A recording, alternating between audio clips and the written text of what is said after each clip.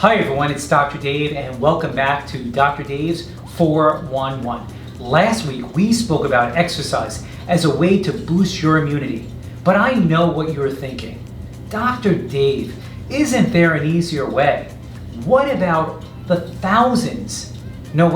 tens of thousands of supplements at my local nutrition store? Are they helpful for boosting my immunity during these highly infectious times? We will try to answer this question and include some really amazing jokes on this episode of Dr. Dave's 411.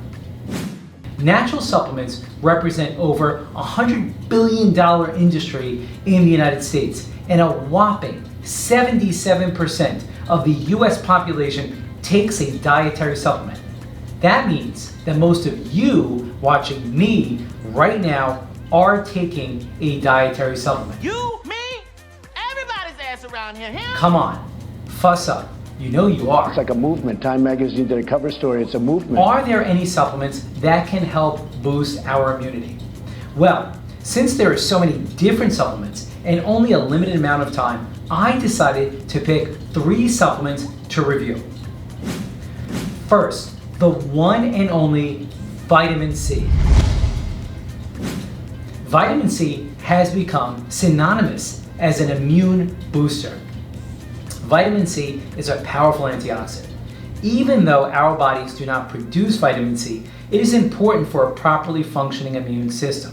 We get vitamin C from various fruits and vegetables. But does taking supplementary vitamin C prevent infections? When it comes to preventing colds and other infections, vitamin C has had mixed results. In extremely active people, such as marathon runners, taking at least 200 milligrams of vitamin C every day may cut the risk of getting a cold in half. But for the general population, taking daily vitamin C did not reduce the risk of getting a cold. How about helping to treat a cold once you have it? Well, taking at least 200 milligrams of vitamin C per day did appear to reduce the duration of cold symptoms by an average of 8% in adults and 14% in children, which translated to about 1 less day of illness. So there may be some benefit for the prevention and treatment of some viruses like the common cold, but clearly we need more information. And remember, taking a high daily dose of 2,000 milligrams or more can cause nausea, diarrhea, abdominal pain, and it may interfere with tests for blood sugar. Quick question. What kind of vitamin improves your eyesight? Vitamin C. Get it, eyes? Okay, next supplement. Vitamin D. Vitamin D is hard to get through our food, and although our body can produce vitamin D through exposure to sunlight, many of us are deficient. Vitamin D helps support a healthy immune system. So what is the evidence for vitamin D to boost our immune system? In a meta-analysis of 25 trials, approximately 11,000 patients, which evaluated the incidence of acute respiratory or lung infections, vitamin D supplementation reduced the proportion of patients experiencing one lung infection by a small percent. And most of the benefit was in patients with low vitamin D levels who received either a daily or a weekly dose. And finally, zinc. Zinc! What? Oh, it was all a dream. Zinc is an essential mineral that our body cannot make itself. This means we have to obtain it from our diet or supplements. In our diet, zinc is supplied primarily through seafood and meats.